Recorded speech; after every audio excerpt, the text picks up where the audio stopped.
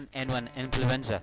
This exhibition is organized by the School of Public Health PJMER to mark the occasion of the Institute Foundation Day.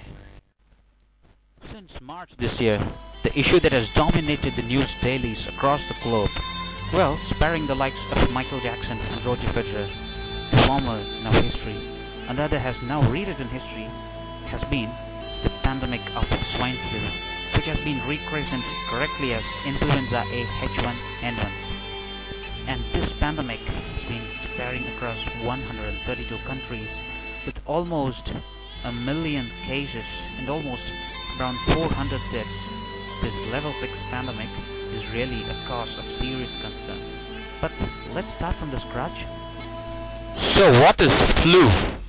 Influenza, commonly referred to as the flu, is a viral infectious disease of the respiratory tract. The name influenza comes from the Italian influenza, meaning influence, Latin influentia.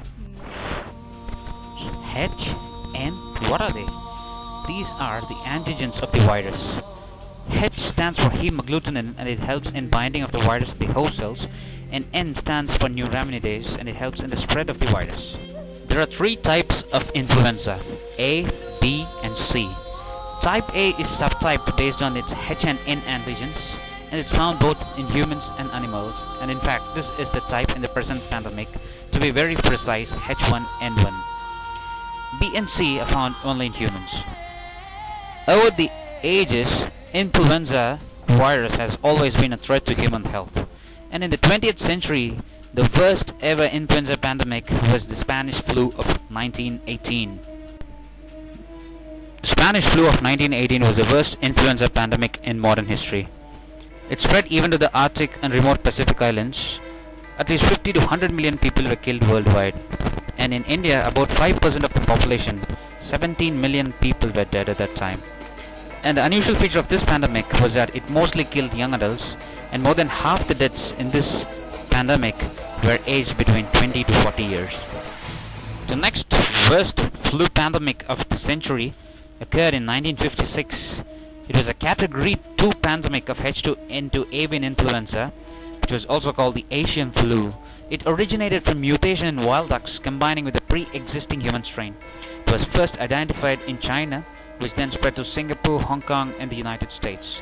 It caused around 1 million to 4 million deaths.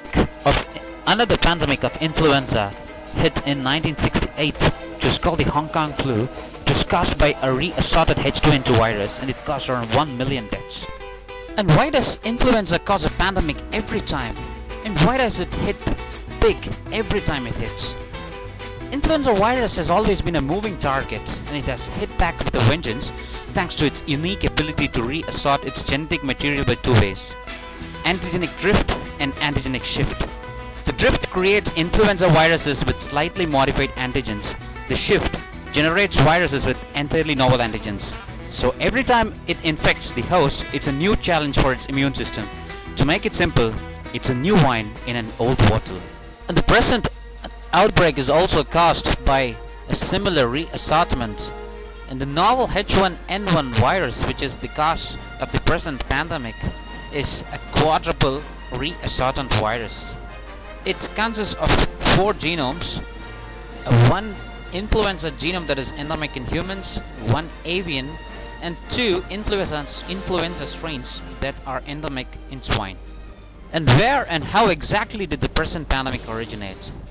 It all started on March 18, 2009, when a surge in flu-like cases was identified in Mexico.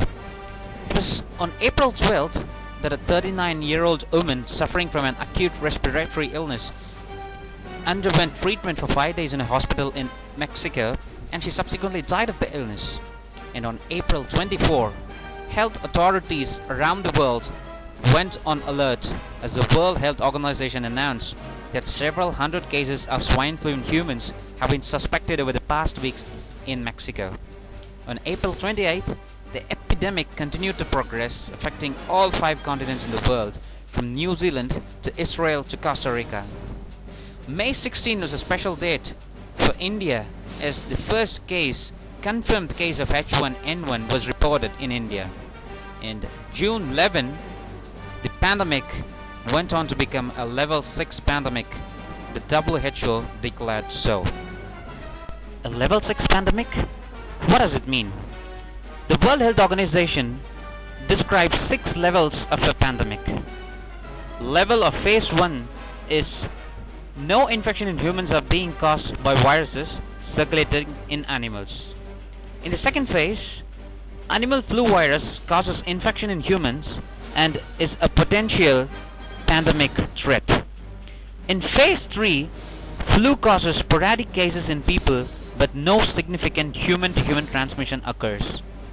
And in phase 4, there's a significant increase in risk of pandemic. And in phase 5, there is human-to-human transmission in at least 2 countries, and the strong signal pandemic is imminent.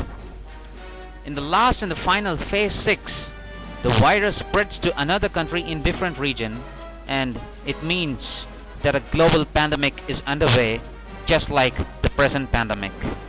There is another level called the post-peak level, or the post-peak phase, or the post-pandemic phase. The pandemic activity appears to be decreasing, though second wave is still possible. And post-pandemic activity returns to normal, the seasonal flu level. It was on May 16 that the first case in India was reported from Hyderabad when a 23-year-old male passenger from New York had arrived. His lab sample was confirmed for H1N1. He was shifted to an isolation facility and treated with oseltamivir, and he has recovered from the illness since. And as on July 1st, 2009, 112 confirmed cases were reported from India.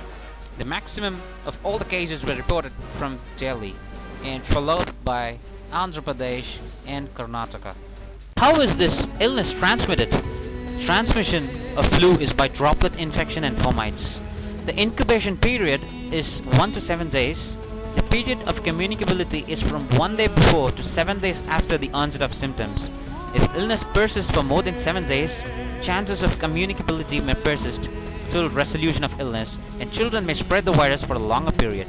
The symptoms of H1N1 influenza include fever, coughing, sneezing, fatigability, sore throat, headache, muscle aches and body aches. Most of the cases of H1N1 flu are mild, and it is rarely complicated with sinusitis, otitis media, pneumonia, status asthmaticus, pericarditis, rhabdomyolysis, encephalitis, and very rarely toxic shock syndrome.